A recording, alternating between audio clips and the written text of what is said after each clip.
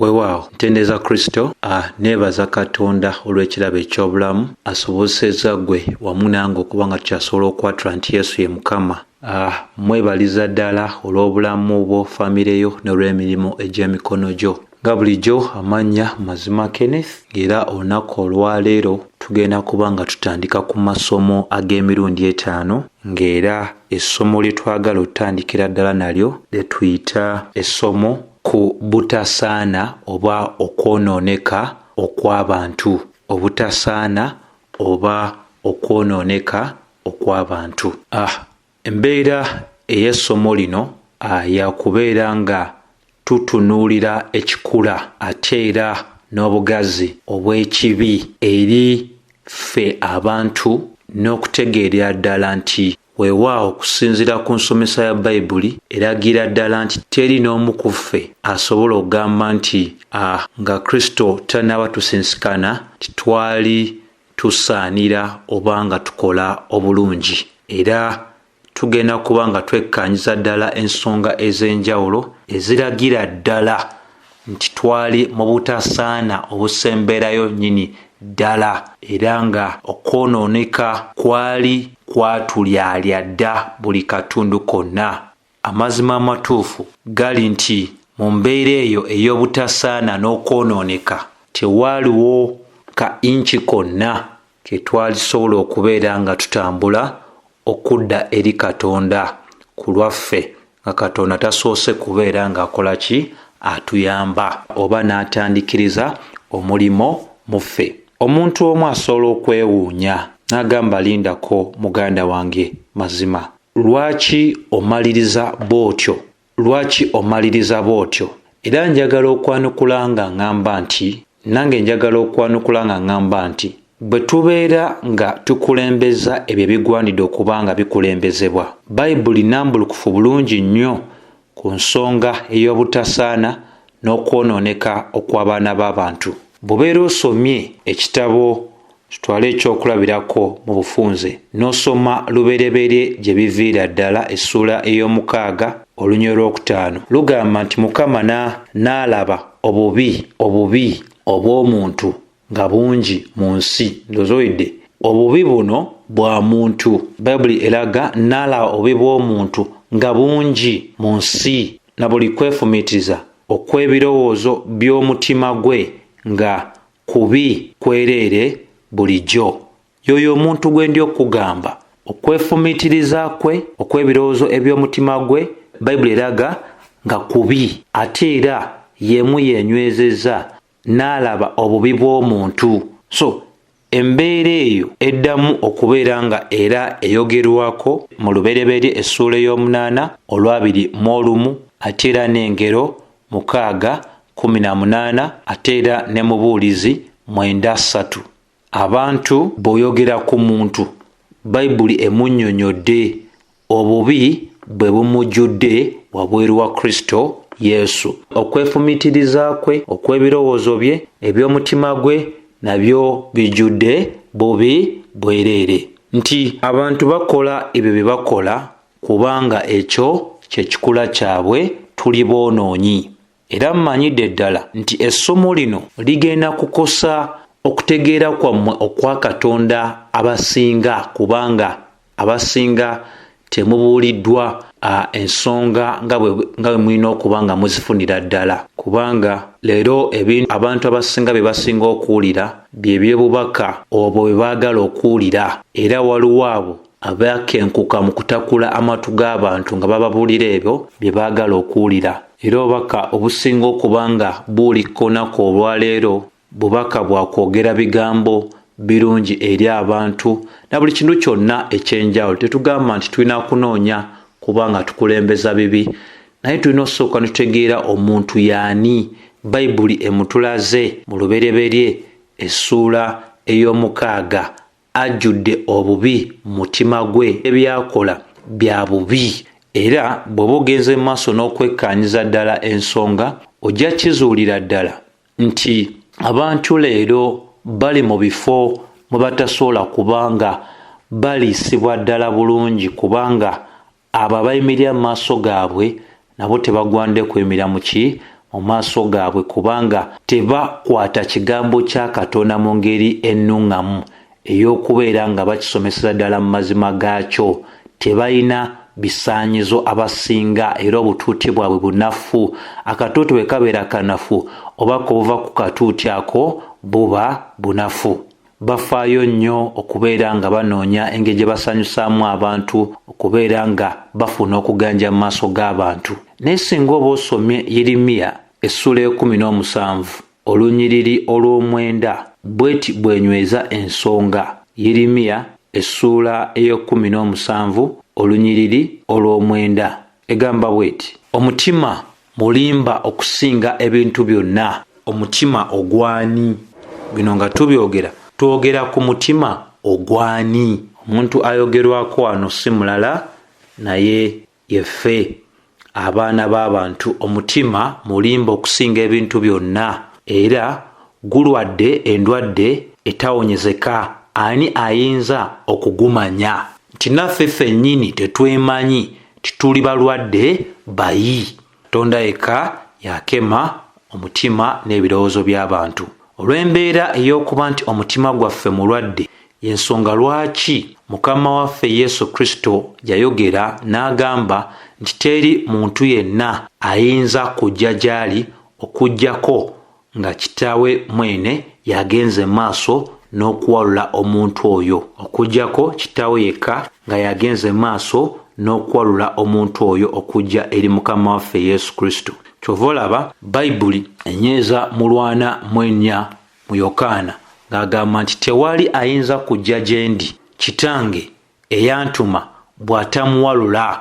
Nti obulwadde bwe tulimu, obubi, okwonooneka, obutasaana obw'omuntu tebusobola mutuusa ku ddala kwereeta eri Katonda. Katonda mwene ye yekka asobola okubeera nga ayingira mu nsonga ey'obulwadde obw'omwana w'omuntu. Pawulo bwe yali agenda maaso n'okuddamu ebigambo ebya Zabbuli essula 14 olunyiriri olusooka ne Zabbuli 53 olusooka paka ku lwokusatu, bwe yali aluŋŋamiziddwa omwoyo wa Katonda, Pawulo yawandiika mu Baluumi essula 3 olunyiriri olw'10 paka olw'12 n'alagira ddala omuntu yaani. Baluumi 3:10 paka ku lw'12 egamba nti nga bwe kyawandiikibwa nti, bw'agamba nti nga bwe kyawandiikibwa nti, waneeno yali ali kukwata Zabbuli 14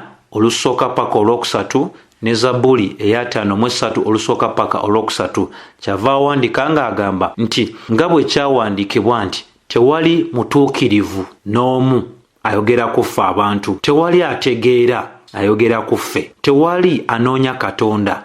Omwonoonyi yenna mu maanyi ge tanoonya Katonda kubanga atali mutuukirivu anoonya atya Katonda? Omutuukirivu y'anoonya Katonda, atali mutuukirivu tanoonya Katonda. Era enyweza n'egamba mu lw'12 bonna baakyama, baafuuka abatasaana wamu, tewali akola bulungi, tewali n'omu. Bayibuli bw'etyo bw'egendera ddala mu maaso n'okuba ng'ekola ki? Etunnyonnyola. Oyo ye muntu. Bwe bakubuuza omuntu y'ani, y'oyo, nga bwe tugendedde ddala mu maaso n'okulaba. Era kangendere ddala mu maaso n'okuba nga nyweza nti bwe twogera ku butasaana bwa muntu, ku bubi bw'omuntu, ku kyama kw'omuntu, manyidde ddala abamu muyinza okulya ebigambo ebyo nga biringanga ebigambo eby'okubabuza. Nti ki kye tutegeeza? Kye tutegeeza mu butasaana bw'omuntu, mu bibi bw'omuntu, tetugezaako kutegeeza nti omuntu talinaako kalungi konna k'akola.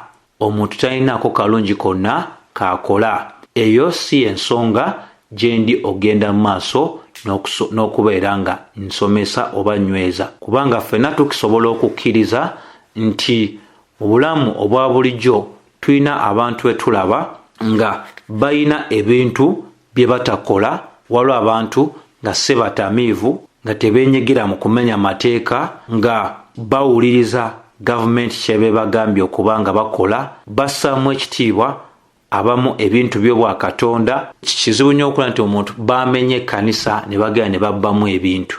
Waliwo abantu bwe batyo nga bo gye bali tebakola bwe batyo. Ate era bwe twogera ku bubi obw'omuntu ne twogera ku butasaana obw'omuntu, Bayibuli bwegendera ddala mu maaso n'okunyweza ku kukyama kw'omuntu. Era kikulu nnyo ffe okubeera nga tutegeera nti ebigambo ebyo bigenderera kubeera nga bijjayo ekifaananyi ekiraga nti ekibi kyakosa omuntu yenna, kyakosa omuntu yenna. Tewaliwo kitundu kya muntu kitaakosebwa okuyita mu kwonoona okwa Adamu. Era mu ekyo tutegeeza nti bwe twogera ku butasaana bw'omuntu, ku bubi bw'omuntu, ku kukyama kw'omuntu, tunywereza ddala nti omuntu yafiira mu bibi bye, omuntu mufu mu bibi bye, omuntu mufu mu bibi bye. Neera nga bwe tunywezezza ti bwe twogera ku bubi, ku butasaana, ku kukyama kw'omuntu, tetutegeeza nti abantu bonna benkana, bonna babi mu bikolwa byabwe, oba nti abantu bonna tewaliyo omuntu asobola kubeerayoko kalungi konna kakola. Tulina n'abantu nga si balokole naye nga bakola emirimu emirungi, bayamba abatayina, bayina ebigambo bye batoogera, bayina ebikolwa bye bateenyigiramu. Naye ekyo tekikyusa nsonga ya byawandiikibwa. Ebyawandiikibwa biraga omuntu yafiira mu bibi bye, era biragira ddala nti okuviira ddala mu kugwa okwa lubereberye essuula ey'okusatu, abo bonna abatazaalibwanga mulundi gwa kubiri beggulirawo nnyo, obulamu bwabwe businga kugoberera nnyo oluuyi oba kye twandiyise sayidi ey'okwonoona. Abo bonna abatannabazaalibwa mulundi gwa kubiri bangwirwa nnyo oba bagwa nnyo ku sayidi ey'okwonoona. Era teriyo muntu yenna nga muzzukulu wa Adamu atazaalibwanga mulundi gwa kubiri asobola okukola ekintu ekisanyusa Katonda. Ako njagala kubeera ng'era nkanyweza bulungi. Teriyo muntu yenna nga muzzukulu wa Adamu ali wabweru wa Kristo asobola okukola ekintu kyonna ekisanyusa Katonda, oba kirungi oba kibi. Taliyo ekintu ekyo ekisanyusa Katonda, oba omuntu oyo ne yeeyambako ku nsonga ey'obulokozi. Twala ekyokulabirako ng'otunuulya Befeso essuula eno ey'okubiri.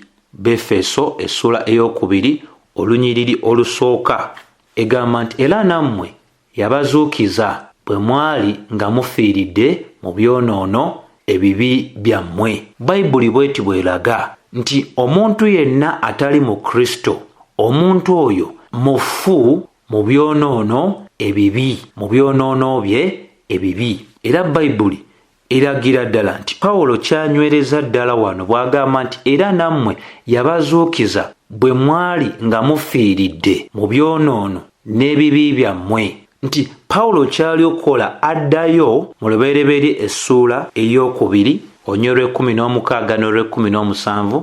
Tumanyidde ddala bulungi nti Mukama Katonda waffe yayogera eri Adamu n'amugamba nti yali aweereddwa eddembe okulya ku buli kibala kyonna ekyali mu lusuku, naye ekibala kyali wakati w'olusuku eky'okumanya ekirungi n'ekibi yamugamba nti bw'olirya ku muti ogwo oli wakola ki? Wakufa. Era tumanyidde ddala mu lubereberye essuula ey'okusatu Adamu ne mukyala we baajeemera Katonda ne batuukiriza ekyo Katonda kyali abagaanye okuba nga bakola. Era buli muntu yenna azaalibwa mu nsi muno Bayibuli bw'eti bwe munnyonnyola, omuntu oyo mufu mu byonoono n'ebibi, mufu mu byonoono n'ebibi. Nga era ekyo kiva ku ki? Ekyo kijja lwakuba nti omwana w'omuntu yajeemera Katonda, era bwe yajeemera Katonda yagwa mu mbeera gy'atasobola kubeera nga yeenunulamu. Ekyo Adamu kye yatusuulamu teri n'omu ku ffe asobola kyejjamu okuyita mu ngeri yonna, oba gy'osobola okugamba nti kankole ebikolwa, kankole omulimu guno, kankole empisa zino. Era embeera eyo Adamu gy'atuteekamu, singa Katonda yali ateesezza gitulekamu ffe ffenna twalizikiridde buzikirizi ate ng'era ekyo kye tugwanira.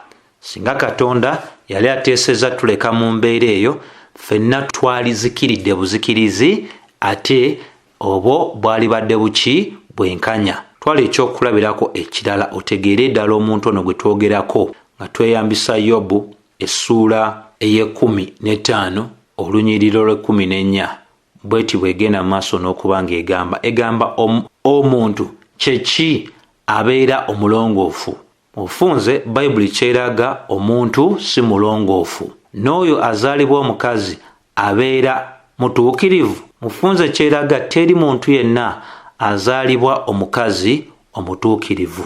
Era kibi nnyo era okuwulira abantu nga bagamba bw'oba ng'olina eddiini gy'ozaalibwamu, tugambe Busiraamu, n'otayirirwa olwo olina emirembe ne Katonda, oba tugambe Bukatuliki n'ofukibwako obuzi ng'oli mwere nti olwo kati ofunye obulokozi. Ebibi tebivaawo lwa tayiri, ebibi tebivaawo lwa mazzi, ebibi tebivaawo lwa muntu kubeera nga alamaga, tebivaawo lwa bikolwa birungi. Bayibuli egambye oyo azaalibwa omukazi mulongoofu mutuukirivu tekisoboka. Bw'osoma era Yobu essuula eya25 olwokuna enywereza ddala, Yobu 25 olwokuna egamba kale omuntu ayinza atya okuba n'obutuukirivu eri Katonda? Kibuuzo, kale omuntu ayinza atya okuba n'obutuukirivu eri Katonda? Oba ayinza atya okuba omulongoofu oyo azaalibwa omukazi? Tewaliwo mulimo, tewaliwo bikolwa, tewaliwo famire gy'ozaalibwamu, si buyigirize, si bugagga, si ndabika nti oli mweru oba muddugavu oba mumpi oba muwanvu. Tewaliwo kika kyonna ky'osobola vaamu n'ogamba nti osobola okubeera nga ofuulibwa mutuukirivu oba ofuulibwa omulongoofu bw'oba ozaalibwa mukazi. Kanyweze Dawudi era unaanywereza ddala. Bino byendi okulaga bimenyawo endowooza eno eya bulijjo nti taata wange ali gundi ne gundi, kati ova otya mu ddiini ya taata. Njagala kulaga nti gwe nange tuli babi, twakyama, tuli mu butasaana, tujjudde obubi, nti ekifo kye tuzaalibwamu eky'obwonoonyi tetusobola kyerokolamu, ate singa Katonda yateesa otuleka mu kifo ekyo ffenna twandizikiridde ate era ekyo kye tugwanira kubanga twayonoona eri Katonda. Bw'osoma Zabbuli eya 51 olwokuna egamba gwe wekka gwe nayonoona. Dawudi wuuno akaaba era n'enkola ekibi mu maaso go. Obeera mutuukirivu bw'oyogera, osinge omusango bw'osala. Mukama nga munnazabbuli bw'ayogera abeera mutuukirivu bw'ayogera era asinga omusango bw'asala. Singa yateesa tuleka mu bibi byaffe ebyo bye twesuulamu olw'obujeemu bwaffe, tewandibaddewo muntu eyali yerokodde mu kwonooneka okwo, mu butasaana, mu bubi, mu kukyama. Era singa yatuleka mu eyo embeera yandibadde nga asingidde ddala omusango kubanga twayonoona eri ye. Isaaya 48 nayo katugirabe egamba etya. Isaaya 48 tugenda kweyambisa olw'omunaana bweti bweyogera. Egamba nti weewaawo towuliranga, weewaawo tomanyanga, weewaawo obwedda bwonna okutuuko tekuggukanga, kubanga namanyanga wali azaamaanya nnyo era wayitibwa musobya okuva mu lubuto. Bayibuli etulaga nti tuli basobya okuvira ddala mu lubuto olwa bammaffe. Y'oyo omuntu ozaalibwa mu kwonoona, wakyama, oli mu bubi, oli mu butasaana, oli mukozi wa kibi, era ekibi kikwanguyira nnyo kola okusinga okola ekirungi. Bayibuli egambye wasobya okuva mu lubuto. Y'oyo omuntu ssebo ne nnyabo. Era Bayibuli etuyita abaana ab'omusango. Befeso 2:3 kandi kusomere wano oluwulire Befeso 2:3. Enyweza n'egamba era naffe ffenna bye twatambulirangamu edda mu kwegomba okw'omubiri gwaffe nga tukolanga omubiri n'ebirowoozo bye byagala, ne tubeeranga olw'obuzaalirwana abaana obw'obusungu nga abalala. Kuzaalibwa pa oli mwana wa busungu kubanga oli musobya okuva mu lubuto, kubanga ekizaalibwa omukyala si kitukuvu si kirongoofu. Kati ng'oli olunaku olwaleero nti salawo leero olokoke, salawo leero olokoke, tosobola kusalawo. Katonda alina kukuyamba. Gw'atali mutukuvu, atali mulongoofu, gw'omusobya okuva mu lubuto, gwe omwonoonyi, gw'atasaana, gwe yakyama, osalawo otya? Era Bayibuli eraga nti owatali Kristo ffe ffenna tuli bazibe. Befeso 4:18. Owatali Kristo ffe ffenna tuli mu buzibe. Era amakubo gaffe ga kwonoona n'okutambulira mu mbeera enkyamu. Lubereberye 6:12. Lubereberye 6:12. Kanji kusomereko nayo ojuwulire bweyogera.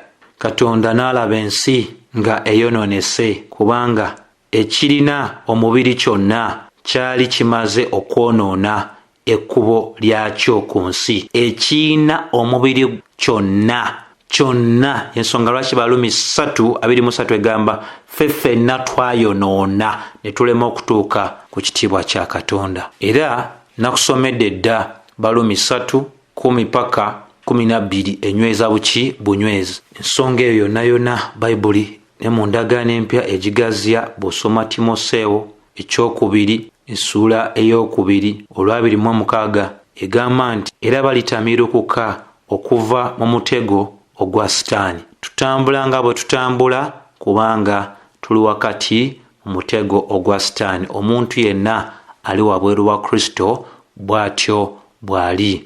Owatali Kristo omuntu ali mu katego aka Sitaani, kubanga mu kuba nti tuli mu busibe obw'ekibi, Bayibuli era enywereza ddala mu Baluumi essuula 7 olw'okutaano ng'egamba nti kubanga bwe twabanga mubiri okwegomba okubi okuliwo olw'amateeka kwakolanga mu bitundu byaffe okubaliriranga okufa ebirala. Olwa23 ne lyoka lugamba nti naye nedda ndaba etteeka eddala mu bitundu byange nga lirwana n'etteeka ery'amagezi gange era nga lindeeta mu bufuge wansi w'etteeka ery'ekibi ekiri mu bitundu byange. Yo Bayibuli byesomesa. Naye oli olunaku olwaleero ng'abantu boogera ebintu ebitakola ki ebitakwatagana.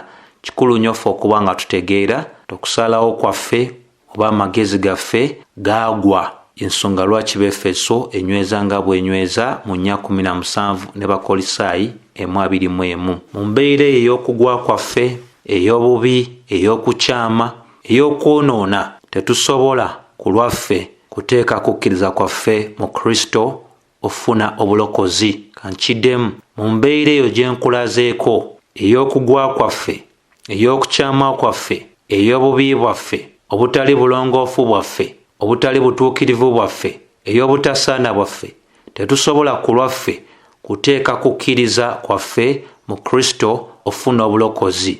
Era omuntu asobola okwewuunya ekyo, naye y'ensonga lwaki ngenze maaso n'okusomesa nga bwe ngenze maaso n'okusomesa nti eyo embeera omuntu gy'alimu ey'okugwa, ey'okwonoona, ey'okuba nga si mulongoofu si mutuukirivu, ey'okukyama, omuntu talina busobozi ku lulwe kyeyagalire okukyuka n'ajja eri Kristo nga tayambiddwako. Katonda mwene buli yenna gw'olaba alokose, Katonda mwene ye yeetandikira omulimo. Bafilipi 1:6 eraga nti bw'atandika amaliriza. Teri asobola kujja eri Kristo okujjako nga awaluddwa Kitaffe. Katonda affe omukulu era ow'amagezi alina okubaako ky'akola olw'ekisa kye mu kisa kye n'obusaasizi bwe. Bw'aba nga talina ky'akoze, ffe ffenna tetusobola kumusanga ate ffe ffenna tetusobola kumunoonya. Nakulagidde ddala nti teweerabiranga Baluumi eno nkulu nnyo ku nsonga zino zeenywereza ddala okuggyawo olugezigezi lwonna olw'okwepanka. Egambye nti nga bwe kyawandiikibwa, tewali mutuukirivu n'omu, tewali ategeera, tewali anoonya Katonda, bonna baakyama, bonna baafuuka obutasaana wamu, tewali akola bulungi, tewali n'omu.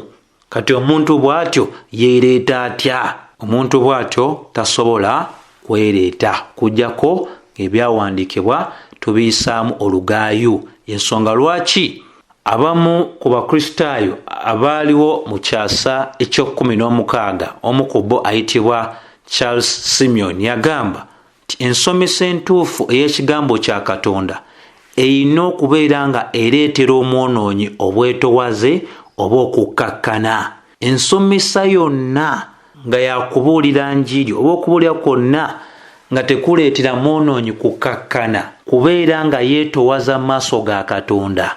Omuntu abuulira aba tabuulidde enjiri eya Bayibuli, kubanga omwonoonyi alina okutegeera ekifo kye n'ategeera nti Katonda nti tayamba Katonda mu kukyuka. Katonda mwene yaba amuyambye n'akola ki? N'akola omulimu ogw'enkizo mu mutima gwe. Era omwami yagattako n'alaga nti ensomesa ennungi y'ekigambo kya Katonda egulumiza Kristo. Kristo kya bugagga.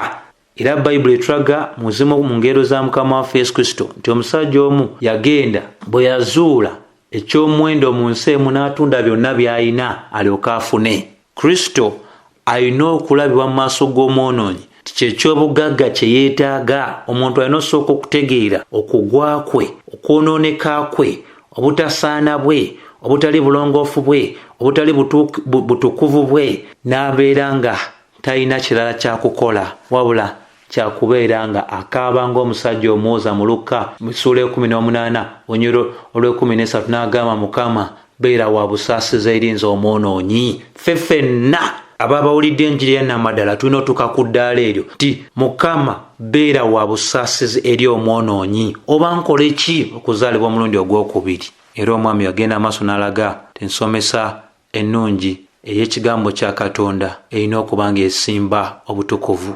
N'omwami omu mu kyasa ekyo-19 bwe kyali kyakatandikibwa nga kyakatandika ayitibwa A.W. Pink yayogera n'agamba nti Yesu Kristo asobola okulokola abantu bonna abaagwa, abaayonoona, abali mu butasaana, abaakyama, abali mu bubi, abasajja, abakyala n'abaana okuva mu bibi byabwe.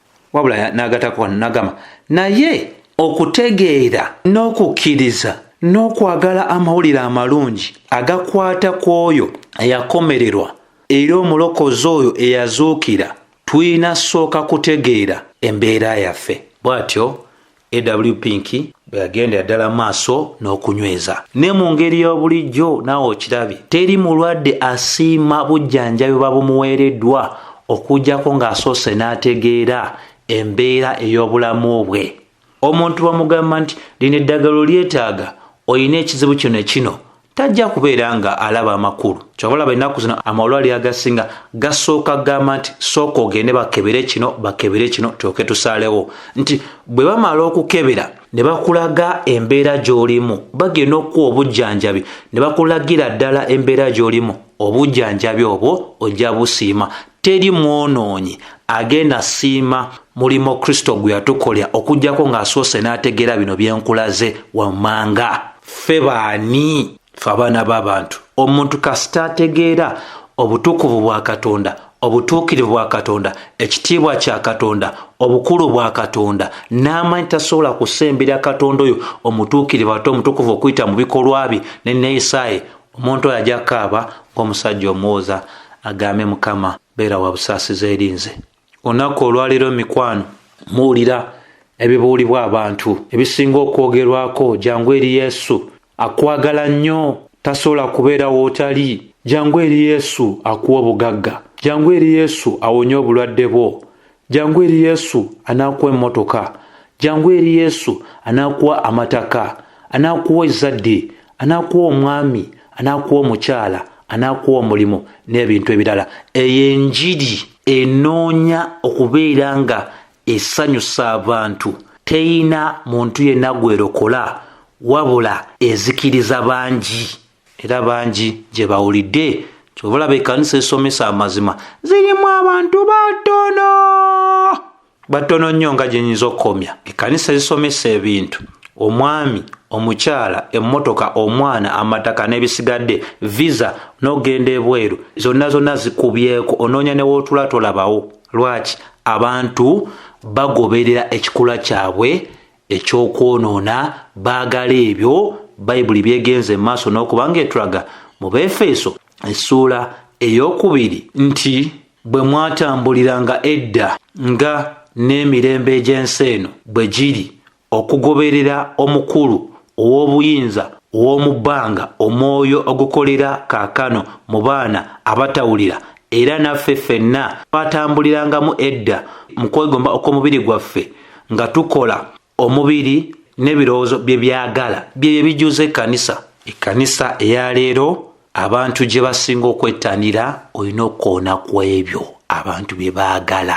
Era bangi bamanyi bali mu kkanisa baalokoka naye tebaategeerera ddala obulokozi bwennyini butegeeza ki? Lwaki Yesu tugamba nti ye mulokozi? Abantu tebannategeera eyo njiri, kubanga abantu baba tebategedde nti mu Adamu ffenna twayonoona, ne basooka era bategeera obulumi obw'amazima obukwata ku mbeera yaffe, tetuli balungi, tetutegeera, tetunoonya Katonda, twakyama, tuli mu butasaana. Abantu abo tebasobola kubeera nga basiima omulimu gwa Kristo, kuggyako Katonda nga yasaasidde olw'ekisa kye. Omuntu bw'aba amaze otuuka ku ddala eritegeera obukulu bw'ensonga obw'embeera ye, olwo omuntu oyo aba ajja kubeera ng'akoowoola obusaasizi bwa Katonda, okulokolebwa okuva mu buzito obw'obutukuvu obw'obusungu bwa Katonda obulindiridde abo bonna abayeekera.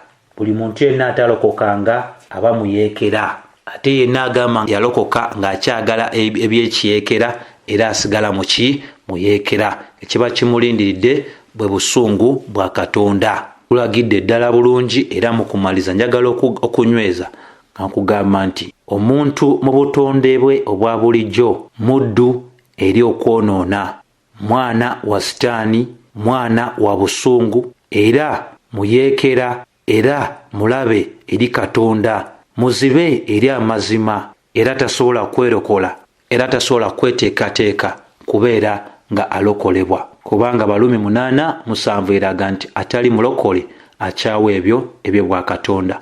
Omu ku baami abalwa mu kyasa ekye-15 ayitibwa John Calvin yagamba nti abo bokka abayize ne bategeerera ddala obutasaana bwabwe n'ensonyi ezibajjudde olw'okwonoona kwabwe, ne bategeera obubi bwabwe n'okukyama kwabwe, be bokka abategeera enjiri ey'Ekikristaayo. Naye ng'omuntu okyali awo ng'olowooza Yesu omuyamba buyambi okulokoka, oba wamuyamba buyambi okulokoka, kubanga olina famire gy'ovaamu engagga, kubanga olabika bulungi, kubanga olina omulimu gw'ebbeeyi, kubanga wawasa, kubanga olina ezzadde, olina amataka, olina ebintu, gwe tewalokoka, tewawulira njiri. Omwonoonyi yenna alina kubeera nga ali wansi ku maviivi oba mu mutima gwe nga ga Mukama, saasira nze omwonoonyi. Ebyo nno njagadde tubitegeere, bijja tuyambirako ddala okutegeera ensonga endala ze tugenda okwogera ku kulonda kwa Katonda, okulonda kwa Katonda. Kama n'abakkiriza tujja kubeera nga nate tusinsikana omulundi omulala, tubeere nga tugaziiza ddala ensonga zino, okubeera nga tusiimira ddala Katonda kye yatukolera. Obubaka buno obwetaaga era ne mukwano gwa bwetaaga, famire yo ebwetaaga, musumba oyo atannabagaziiza ddala nsonga abwetaaga, kubanga bwe tulaba mu Bayibuli. So kya Mukama waffe Yesu Kristo nsaba kibeere eri mmwe mwenna abatya Katonda era abafaayo eri ekigambo kye. Amiina.